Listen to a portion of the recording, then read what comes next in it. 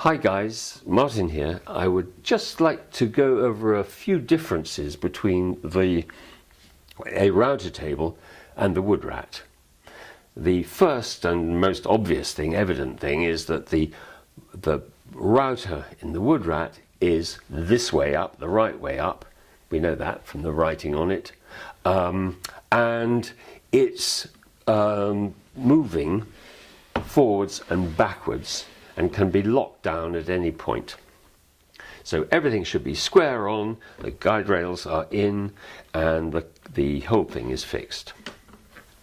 Underneath it is the wood, sliding. Instead of being on top of the plate, it's up underneath. And you're a bit... the one thing that is missing, of course, is the force of gravity.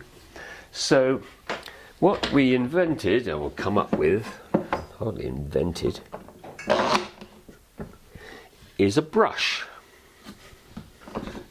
There's the brush stuck onto a piece of wood.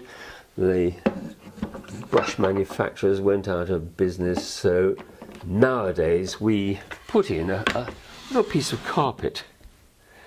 Pile carpet is rather good because it can be different shapes and so on, but you can buy it also in your local tool store.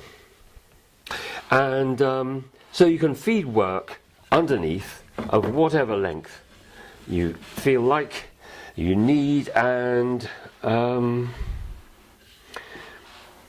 that's real router table work, putting it in underneath there and feeding it through. So that's where you've got the all your joints, like edge cutting and T&G and so on, and grooving. And so that's by feeding it through underneath. You can put it vertical this way, you can put it vertical, horizontal, and this has the advantage that you're not on the top of a table and with the whole thing waggling about. It's underneath and firmly held as it goes. It moves left and right, and it's a cunning mechanism of a wire which takes it. The other nice thing is that there's plenty of room above for placing the cutter. We have a muscle chuck, which makes it even more convenient.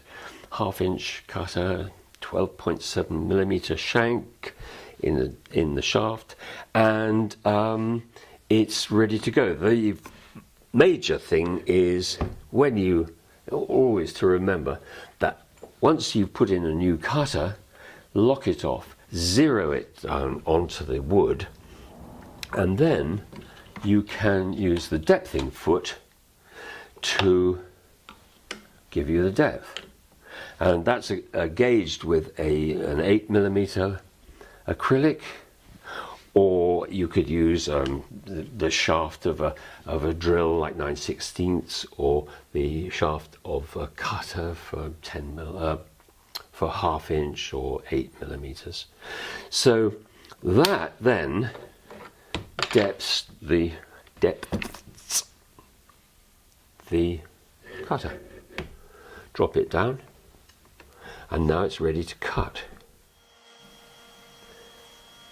When we come through the wood, we've got a chance to go either to the right, which is going counterclockwise round. That gives us breakout. Go the other way, clockwise round, we get a nice clean shoulder. And then on the left we go away, round the back, we go clockwise round again, and then we come forward. So on top of all the nice things, the convenient things, there's the absolutely crucial thing, that because you're held as you go into the blade, you are down cutting into the wood with the cutter, and you can run round it going clockwise instead of getting this fur here, you go the other way round, and the whole of the joint has a good clean shoulder.